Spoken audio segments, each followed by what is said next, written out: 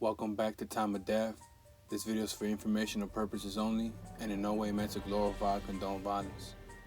In today's video, we'll be discussing the murder of Kenya Marie Buckner.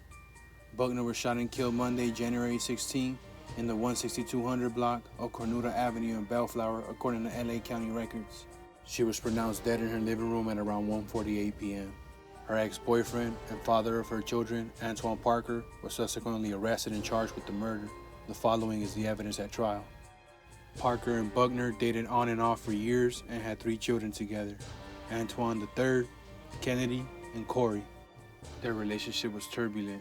In January 2010, Parker broke into Buckner's apartment with a crowbar and hit her with his fist.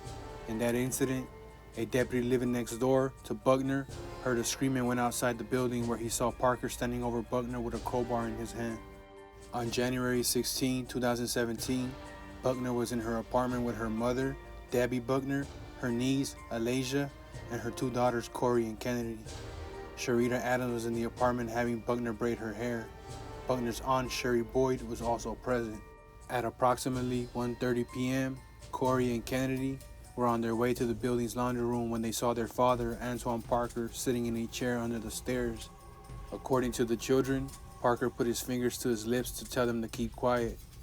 Parker told the children he was going to take them on a trip, possibly to Disneyland. Parker then proceeded to go upstairs as the children went to the laundry room. Buckner was braiding Sharita's hair when Parker entered the apartment. She was startled. When she realized Parker had a gun, she became very hysterical and called for her mother, who was in the bathroom. Debbie Buckner came out of the bathroom and told Parker she wanted to talk to him, but Parker pointed the gun at her and told her to step back. Hearing screaming and crying, the children ran upstairs from the laundry room. Kennedy looked through the window of the apartment and saw her father shoot her mother.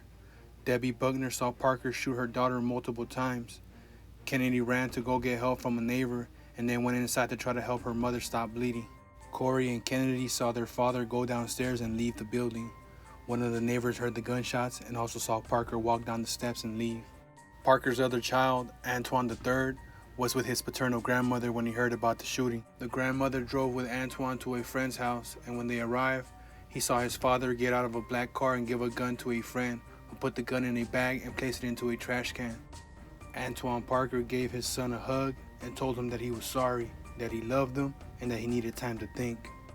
An investigation revealed that all 5 shell casings found at the scene were fired from the same semi-automatic firearm. The investigation also showed that the victim suffered 6 gunshot wounds, including to the head, right shoulder, right abdomen, and right armpit, all but one of which were fatal. Antoine Parker fled the shooting, and a warrant charging him with murder was issued 3 days later on January 19. On March 21st, the mayor of Bellflower offered a $5,000 reward for information leading to Parker's arrest, and Buckner's mother, Debbie, begged Parker's family and friends to turn him in. Investigators found Parker in Downey on April 14th. He was arrested without incident while sitting in a vehicle.